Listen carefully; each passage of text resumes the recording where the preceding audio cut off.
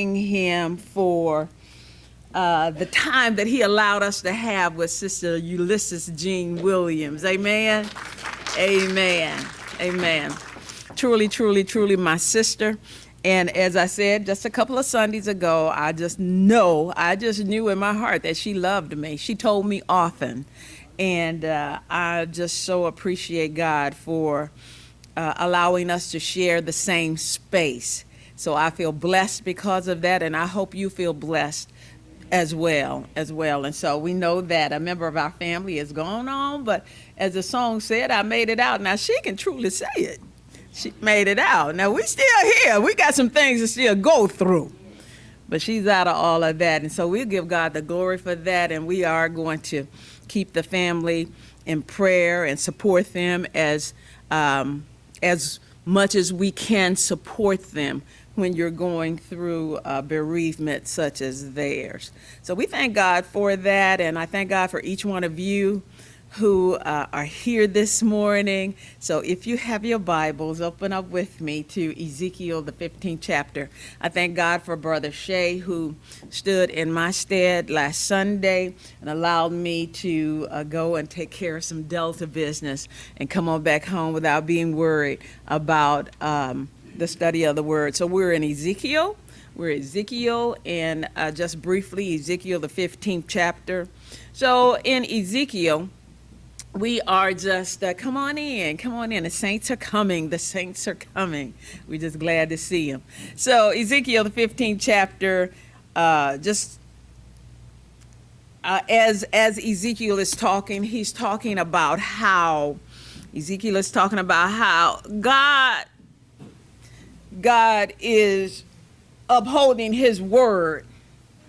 And really, Pastor Bland said it, I think last Sunday in his message about how God, man, my goodness, we talk about playing the dozen. But God is like, he was talking about Israel like, whew, Jesus, like they were really who they were. And so God, in the 15th chapter, called them useless, as in a vine that's useless. And I remember saying at one point in time, who wants a useless thing? How many of y'all have stuff at the house that's just useless? How many of y'all? Just useless, just stuff just there at the house. Just been there at the house. Just serving no purpose. When something is useless, Curtis, is serving no purpose. And really, we surround ourselves with useless things, and that's just, it pulls us down. And so when God characterized Israel in the 15th chapter, he characterized them as a useless vine. Now back then, you're talking about a grapevine, and a grapevine had one purpose, and the purpose was to produce grapes. And so if the vine, when he said, I'm taking you over to a land flowing with milk and honey, y'all know that meant that was a land of abundance. It was a land where they did not need anything. God supplied for them. They produced whatever. It's just like whatever they touched, God made it happen for them. So when God planted them there in Canaan, they multiplied, they increased, they prospered. But we know the story. So during the reign of David and the early years of Solomon, the vine was very fragrant, very productive. And then as a productive vine, that would make them a witness to the nations around them. When God is blessing you, I would say just like the United States, how we're just blessed. Would you all agree? And how people risk their lives to come into the United States. People die trying to get over here because they said this is a land of freedom. And so there are many opportunities over here. And so people try to get over here because they feel like they can make it here. If they can't make it anywhere else, they can make it here because of all the opportunities. So it's like that in Canaan. God had laid it all out there before them. And then as that, they were a witness to the nations around them. But then, as Ezekiel pointed out here in the 15th chapter, then if you're not producing the fruit that you're supposed to produce, then that's worthless. So he says, and the word of the Lord came unto me, saying, Son of man, what is the vine tree more than any tree, or than a branch which is among the trees of the forest? Shall wood be taken thereof to do any work? Or will men take a pin of it to hang any vessel thereon? So if a tree becomes useless, and we know about this growing up, we had wood burning stoves. Did any of y'all have those? Any of you got burns on you now from where you were burned? Where you stand around like this getting warm? Try and get warm, and inevitably you end up getting too close to the stove. So, you had to get kindling wood to start the fire. And so if the tree becomes useless, you can at least cut it down and make something useful out of the wood. But what can you make out of the wood of a vine? We're talking about a grapevine. If you're familiar with that, my mother-in-law has grapevines in her backyard. And so when they grow up and they're fruit, they spray it. So you have to kind of have like a trellis or something like that to put them on so that they can, so that you'll be able to go under, pick the grapes, and allow them to spread like they should for them to grow. But you can't even, it said, when you're talking about the vine like this, you can't even carve a tent peg out of it, which would be useful to them in the Eastern culture. Or a wall peg out of it. It's good for only one thing, and that is fuel for the fire. Fuel for the fire. So if the wood was useless before it was thrown into the fire, then after it was thrown into the fire, it would be even more useless after it had been singed and marred by the flames. So this chapter is just talking about how Israel allowed themselves. They allowed themselves to become that useless vine, that worthless vine. That was not what God intended for them. God intended for them to continue to be productive and continue to be fruitful. And so I love this part of Ezekiel. These first 20 chapters, we're talking about the judgment of Israel mainly. And you can tell that by what we've been talking about so far. So you're talking about the judgment, and you're talking about how they acted to get the discipline that how did they get to this point? So that's what the first 20 chapters are about. So in Ezekiel 16, and I talked about this last Sunday over at New Light. And we talk about this, we refer to this chapter all the time. It's one of our favorite chapters in the Bible because it talks about the spiritual history of the Jews. And in this chapter, it characterizes Israel as an unfaithful wife. I reread the chapter this morning, and as I read the chapter this morning, there was so many things that's in the chapter that was highlighted, that God pointed out, that was so on point, and such a sad commentary to the history of Israel, such a sad commentary to God as their husband, because the Bible says that he's married to the backslider, and we know that at this point they're backslidden. They slid all the way back to where they were when God found them. As God said in Ezekiel, the 16th chapter, when I found you as you were people that came from idolatry. Because we know that when God called Abraham, he was down in the Ur of Chaldees, down there with his father Terah, and they were idol worshipers. So God said, when I called you, when God called them, that was with the birth of Abraham. We know over in Genesis, he called them, and then this chapter comes all the way up through their marriage, when they were married. And where did they get married? God and the children of Israel? At Mount Sinai. Remember we talked about that, where he gave them the covenant when Moses went up and Moses came back and Moses started counting off. Okay, all of these things, all of these things is what God says that He'll do, and then all of these things you will need to do. And then at the end of that, they said, "We will." We will. So then there was a covenant. There was a marriage between God and the children of Israel. And then this goes all the way through. It goes all the way from the call of Abraham to the marriage, God giving the covenant. And then as a wife, it talks about their spiritual prostitution. And their spiritual prostitution is another way of saying where they came from, they went right back to where they came from. And that's kind of, if you think about your own life, if you think about, as you go through, to have been delivered from something and then return to it it's a hard thing, it's a sad thing, it's a disappointing thing.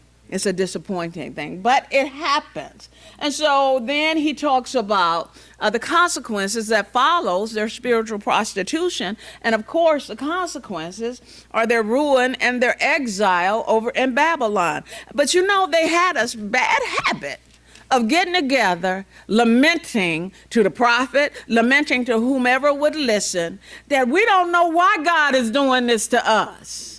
We don't understand why God is doing this to us. But it was very evident that it was a product of their own doing. What they were going through was a product of their own doing. And so in Ezekiel, the 16th chapter, the Lord takes his wife to court here and bears witness of her unfaithfulness to him. And at the same time, as I just said, the Lord is replying to the complaints of the people that he had not kept his promises. But now we all know better than that. God was true to his word. Say he had not kept his promises when he allowed the Babylonians to invade the land. Not because the conditions of the covenant was, if I do this, then you do that. And I'm going to do this, then you have to do that. So they knew the conditions of the covenant. And so as an unfaithful wife, look at verse 7. Let's look at Ezekiel 16, verse 7. He says, I've caused thee to multiply as the bud of the field, and thou hast increased and waxen great, and thou art come to excellent ornaments. Thy breasts are fashioned, and thine hair is grown, whereas thou was naked and bare. Now when I passed by thee and looked upon thee, behold, thy time was a time of love, and I spread my skirt over thee and covered thy nakedness. Yea, I swear unto thee and entered into a covenant with thee, saith the Lord, and thou becamest mine. And so at the foot of Mount Sinai, I called you out, I married you, you are mine, and so now here we are. He said, I did everything for you. As we go through this chapter, I did everything for you, but there's one question that he asked through this whole chapter. He says, how weak is your heart? How weak is your heart? For me to have done everything for you, for me to show you who I am, through everything that you've gone through, bringing you up from where you came from, staying by your side, leading you and guiding you. How weak is your heart for you at the first sign of you thinking that somebody else could treat you better than I could, you turned around and you went to them? Lady Deborah, good morning. Good morning, honey. To me, it comes down to what kind of relationship do you want with me?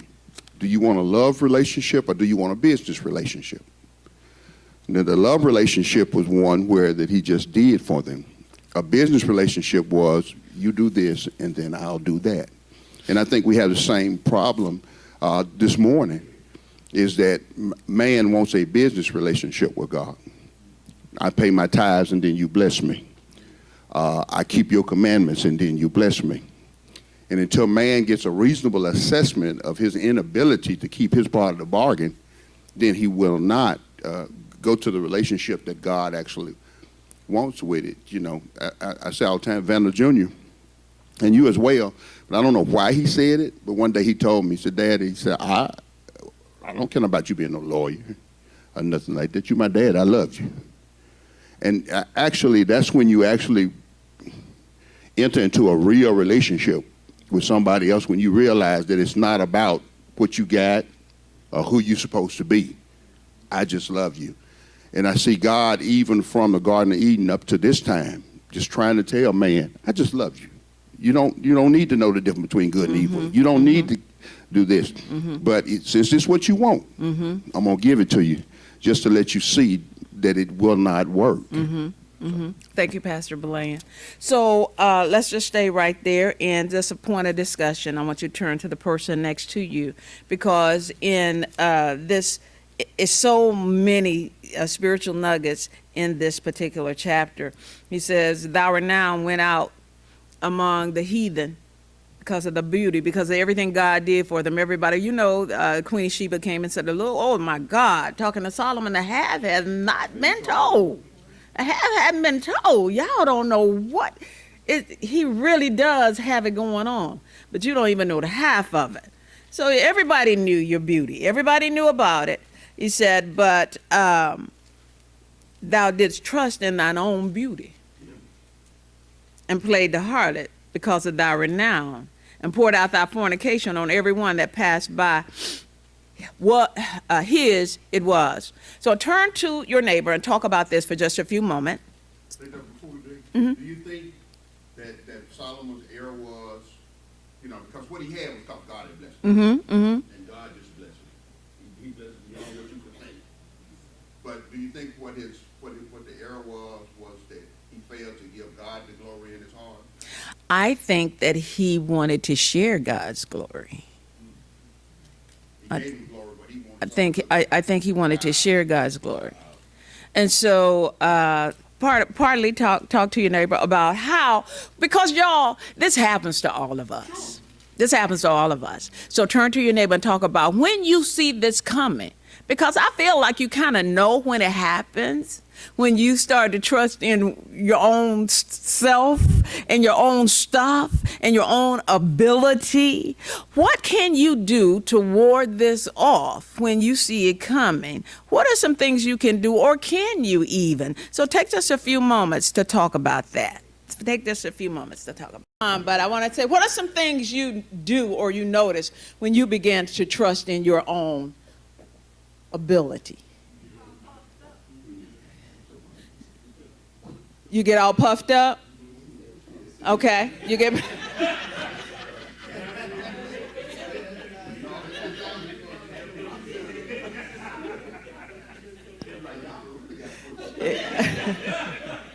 Okay. Oh, so you get all puffed up. You get overconfident. Okay. You mislead others. Okay. All right. All right. Oh. What you're doing here, you listen to nobody but yourself. So you've been in conflict with... And you'll be willing, because in your mind, you're right. And you don't know how come that everybody's not getting online that you're both ways. Okay. All right. Okay, so when you see this happening, I'm bringing the mic back here. So yeah, and then you can take it around for me. When you see this happening, how can you ward it off? You know it's happening. You know it's happening. How can you begin to ward this off?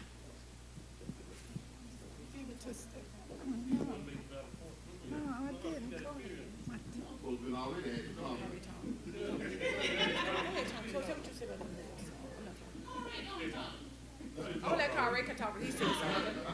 Yeah, tell me what Jen said. I'll tell you. What is? You're on the mic, though. When that starts to happen, you have to realize that it's not about you. Okay. So Jackie says that when you start to get puffed up, okay, let's just dissect it even a little more. When you start to get puffed up, what are some actual things you do? Most of the time when you start getting puffed up, who said that? Yeah. Have you ever noticed that? Yourself, you using I more than anything else. You using what I did. And so, and another thing I noticed, you start wanting to get the credit for stuff. You get upset when that, Lord, I'm talking about myself this morning. You get upset when nobody notices what you did. You start noticing, you know what I'm talking about? And okay, and so the next thing we're going to ask then, how do you get out of yourself? So who's over here? Y'all talk? And then you just take that around. You get out of yourself by realizing you're nothing. Realizing it's not about you. Whenever you do something, you make sure that it's not for you, and you don't want any accolades for it. That way you cannot have your feelings hurt when you don't get it. You do something from the heart, period. That's the motive you need to do, to be able to care for people other than yourself. I'm preaching now. I don't know what y'all talking about. I don't know what you're waiting for. Sergeant Slaughter.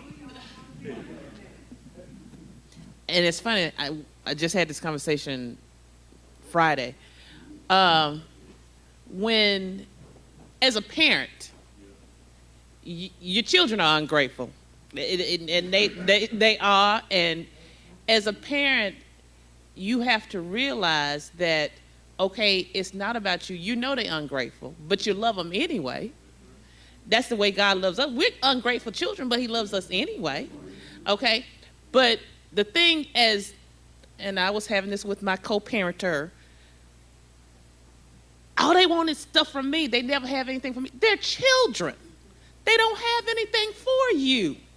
They gonna come to you and want stuff. It's not about what they can do for you. You as a parent, you do for them regardless. And it's like beating a wall, but you know, we as individuals have to say, hey, it's not about us. We want our children to be great. So we do things for them regardless of whether we feel they deserve it or not. But the love that we have for them lets us do these things for them anyway. Yeah. Great point. Absolutely great point. Is this a book right here on this road, Curtis? Curtis, with the DJ voice. Oh, where y'all There you go. There you go. With the DJ voice. All right. Okay. What we talked about was that I think when we all have this I mentality, I think we have to have a state where we have to stay humble. We have to just stay humble in order to get over that I state. We have to stay. Help me out. Y'all help me out. How do I move past that? Because it is easy to say. It's very easy to say, but I'm finding out it's not as easy to do. Yeah.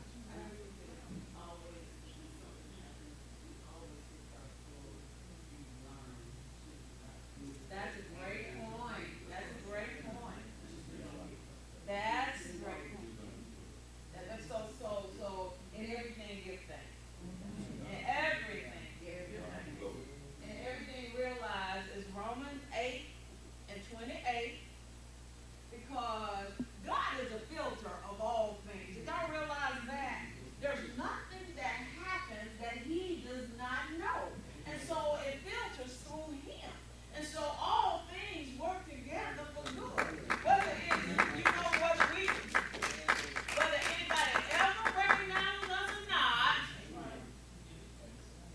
you know what I'm saying? God filters all of that. All of that really comes to help us. It really does. So sometimes, sometimes you need a couple of things to knock you on down inside. You know what I'm talking about? To let you know that you're not God, first of all, and to let you know, second of all, that you're not all of that either.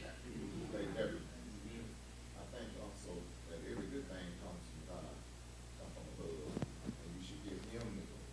Yes. For everything. If he gives you something that's coming to you, give him the praise and give him the glory.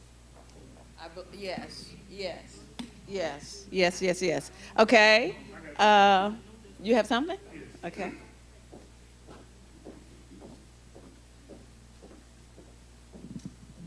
And I hope I don't start crying, but like I said, when I get all at the self-review, I consider myself as being one of the best contractors around hell in West Helena. And sometimes I get puffed up. You know, when people go to bragging about this, you doing this, you doing that, then I get into myself. And then there's a small voice.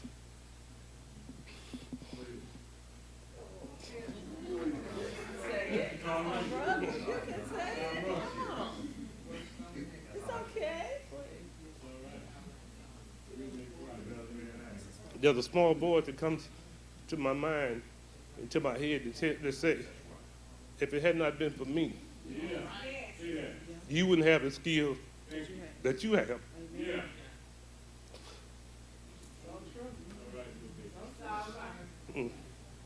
But that's what helps me to get out of myself. The small voice that comes and back and remembers that you haven't always been where you are. Yes, it had not been for me. So what you had to do, I guess, is what you're saying, because the small voice won't help if you don't listen, right? So you have to listen. You have to listen and be open, because it's the Spirit of God. It's what it is, or what He is, the Spirit of God, who speaks to your inner man and says, look, all your ability, everything that everybody lavishes on you, that's because of me. That's because of me. And I understand, absolutely. Look, yes, they do. Yes, they do. I'm going to tell you what I do. Sometimes people be giving me credit for something I didn't even do, and I'm so proud. I'm so proud I won't even say, I ain't had nothing. I ain't had nothing to do with that. And Lord, the devil is real, ain't he? The devil is real. Y'all, come on now. Y'all know he's real. All right. Anybody else? Anybody else? Anybody else? Good discussion. Great discussion. Because it's going to happen. It's going to happen where we start believing our own hype. It's going to happen. It's going to happen where you start trusting in. And we have no greater example than the Apostle Paul. No greater example, who had everything going for him. Everything. He was doing everything, had everything, was the best of the best in his world. But then what he realized, as he said in Philippians, I counted all of that as nothing. Nothing. Why? So that I could get to know him in the fellowship of his suffering, so that I could know him. And y'all, we have to strip ourselves sometimes. Sometimes, we don't like. My little cousin had a post that says, some of us don't step on the scale every day because we don't want to know the truth. And I was like, you know what? You just said something right then. And so it's just like some of us, Brother Shay, we don't look in the mirror because we don't want to know the truth. But y'all, the truth is there whether you want to accept it or not. The truth is just the truth. And so, it's inevitable that we began to trust in ourselves, just as Israel did.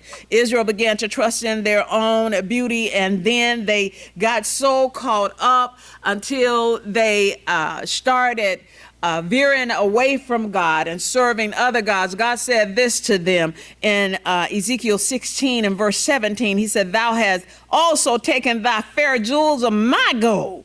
Listen, everything that I gave you, you took what I gave you, and instead of you using it as a blessing, you made idols out of it. You made idols out of it.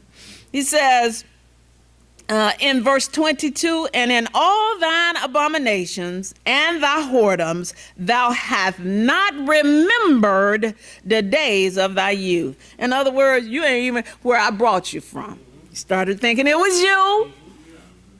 And you forgot to, y'all, and I'm telling you, our memory is there for a reason.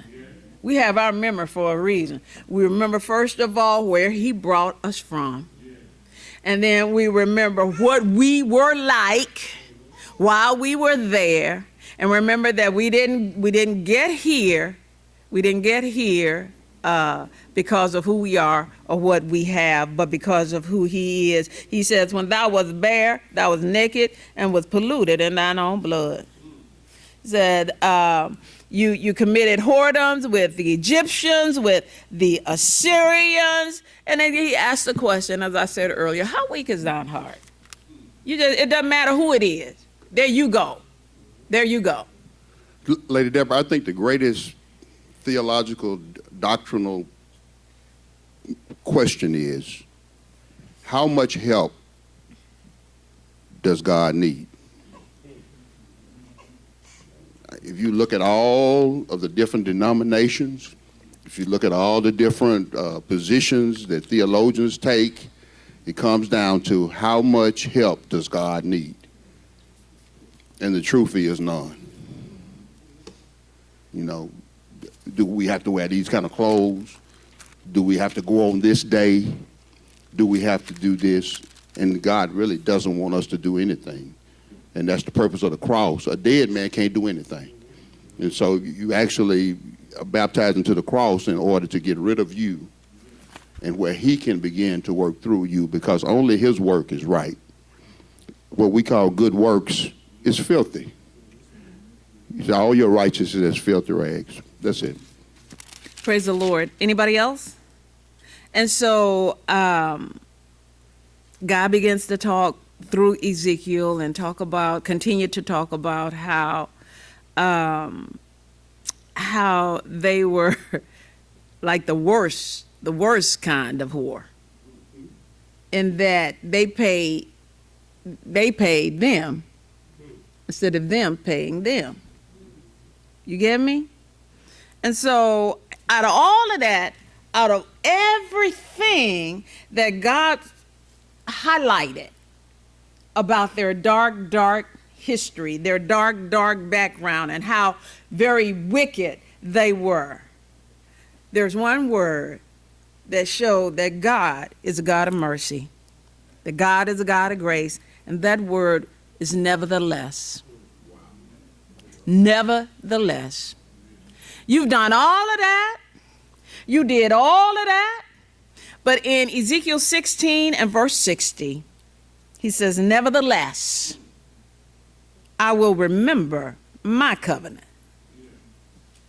See, it doesn't matter what you do. And I think somebody alluded to that earlier. It doesn't matter what you do. That was Yolanda. It doesn't matter what you do. God is still God. And God's love doesn't change. God is still God. In spite of all of your foolishness, in spite of all of your hard-heartedness, what you think, and who you think you are, God's love doesn't change. God's love doesn't change. That is who he is. And Lady Deborah, in Galatians, he talks about how that his first covenant with him was with the nation of Israel was a promise. He promised them, I'll make thy name great. I'll make you a great nation. And then they ran away from up under love. I have some experiences that you run away from up under love. And the reason is because, like you've been talking about all morning, you get puffed up. You want some credit. You think about a child and the attitude that children get. Now you provide them with everything. You know, we're able at this point to give our children much more than our parents were able to give us. And so we gave them everything. Some of us done bought cars and all kind of stuff we shouldn't have bought. But they run away from up under that. And that's what Israel had done. They had run up under that law covenant, and the law wasn't nothing but a curse to them. And they didn't do any better until they came back up under love and up under grace. Absolutely. Absolutely. And so this promise, God says, you know what, I'm going to keep my covenant. I'm going to keep the covenant, as of right now, but I'm going to look even further.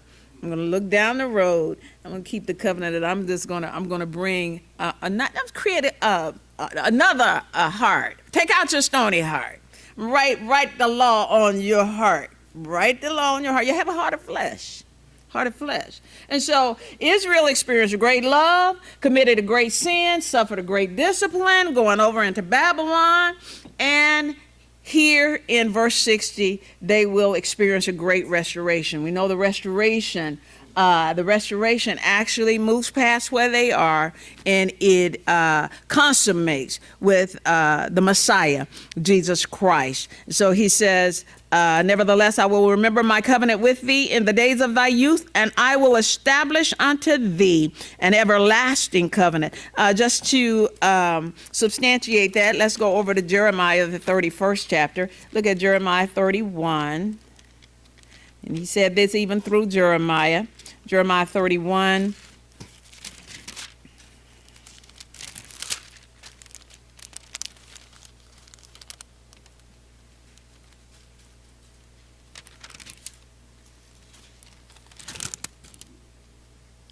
And let's look at the 31st verse, Jeremiah 31 and 31. Are you there? It says, behold, the days come, saith the Lord, that I will make a new covenant with the house of Israel and with the house of Judah, not according to the covenant that I made with their fathers in the day that I took them by the hand to bring them out of the land of Egypt, which my covenant they break, although I was a husband unto them, saith the Lord. But this shall be the covenant that I will make with the house of Israel after those days, saith the Lord. I will put my law in their inward parts and write it in their hearts, and will be their God, and they shall be my people. And they shall teach no more every man his neighbor and every man his brother, saying, know the Lord. For they shall all know me, from the least of them unto the greatest of them, saith the Lord. For I will forgive their iniquity, and I will remember their sin no more. I will remember their sin no more. And I want you to know, when God forgets, he forgets. God doesn't bring it up again. And that's something we need to understand, and we need to realize that it's gone. When it's gone, it's gone.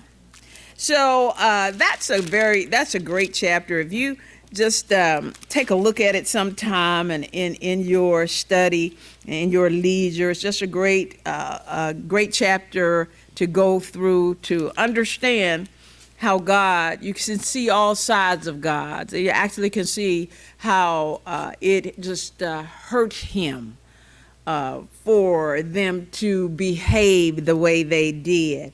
And then how, because of the relationship that he had with them and the word that he had sent out, because his word doesn't go out void, it goes out, performs what he sent it to do before it comes back to him, that he actually disciplined them based upon his word. And then how, because he is a God of love, a God of grace, how he's a God of restoration, and said that even through that all, he would restore them. That's some kind of love right there. That is some kind of love. Pastor Bland always talks about redeeming love. That is redeeming love. When you can look somebody, when somebody can absolutely just turn their back on you, but you're standing right there and say, you know what? I just love you. Never you learn. I just love you. I just love you. So no matter how you act, no matter what you do, I just love you. And nothing you can do about that. So in Ezekiel 17, as we're going on through the trek in Ezekiel, Ezekiel goes from talking about the vine, the useless vine, and then as we just talked about the marriage, he has a riddle here, a parable, if you will, of a tree, two eagles, and a shoot. And so an allegory, which means it's just a deeper meaning. It's just a story with a deeper meaning. And as Ezekiel was telling this, hoping that it would actually energize them or awaken their hearing, to give them something to think about. Yeah. Lady Deborah, I was thinking, going back to 16 and the useless vine, that God really can't help you until you get a true assessment of who you are. And we started the discussion talking about being hyped up in your head because you have some success or whatever. But if you can ever get to that place, and it's a lot of hurt that goes to the deflation of the ego, to coming to the understanding of just how foolish that you are. And you went back to, you was talking about how God was talking about Israel, how instead of you getting paid, you're going to be a whore. But instead of you getting paid, you paying them. You know, you said it's a different kind. That's a dumb whore. That's what it is. Is that because you're supposed to be getting paid. And actually, man without God, no matter how many degrees he has, he's stupid. He's plain stupid. Because no matter what you amass in this life, no matter how many people pat you on your back, sooner or later, they're going to roll you up just like, you know, everybody else. You know, you may be able, like Michael Jackson, to have this great big old, you know, and just show you how silly that we are. We go out and spend all that money in order to try to, you can't die like everybody else. But you really did. You died just like everybody else. But even in death, we're going to make you greater than everybody else. We got to put up a big mausoleum. We got to do this right here and everything. And then even on the tombstone, we can't just say that you were born this day and you died this day. Here lies a great man who did this and who. We deceive ourselves. We deceive ourselves. And I just think the scripture said you'll know the truth and the truth will make you free. This is very helpful for me. I thank God for this church. I thank God that Gene had 14 years or 15 years of this. I thank God that my daddy had it. He told me that he had this right here because, you know, this right here is bringing me to a truth. And it's not a truth about you. It's bringing me to the truth about me. Whether I can get a right assessment. Once I get a right assessment of who I am, then who God is just show up. But as long as I'm this big person and I got these and all this right here, I'll never know who he is. You just made a very good point, and we're going to end here. And I think that is the summation of it all, and that is we deceive ourselves. We deceive ourselves. So then when we feel this urge to start believing our own hype, what would help us, Vandal Jr., is to walk in reality. To walk in reality of who you are. And we've all said it. That's what we've all said this morning. Walk in the reality that we are exactly who we are. We came from the dust. And from the dust, we're going back. Let me say this. Self will never cast out self. Self ain't gonna never get rid of self. And the only way that I can even get close to that, even try some kind of way, is I've got to be humble enough to listen to Shay. Mm-hmm. Exactly. I can't have my picks and chooses as to who, you know, in church and stuff like that. If you're not if you're not the pastor, if you ain't the bishop, if you ain't whatever, I can't hear you. Exactly. But anybody can tell you something if you just listen. Yeah. They might not have your credentials. Exactly. That would be my next point. Something that people have to look at. I don't care how much from the time you're born up until the time you die, or even what's in all that you accomplish in between that space between the time you came in the world to the time you leave here. But in between the time you came and the time you death, it's nothing but a little dot. Mm-hmm. In between it. Mm-hmm. Mm-hmm. That's the only thing they got to say about it. Mm-hmm. Nothing but a dot there. Between your birth and your death, it's just a dot between. Mm-hmm. That's absolutely true. And look at it. Yeah. It's just a dot. Yeah. And so then, what will that dot say for you in your life? You know what I mean? What is it that you want that dot to say? What will it mean?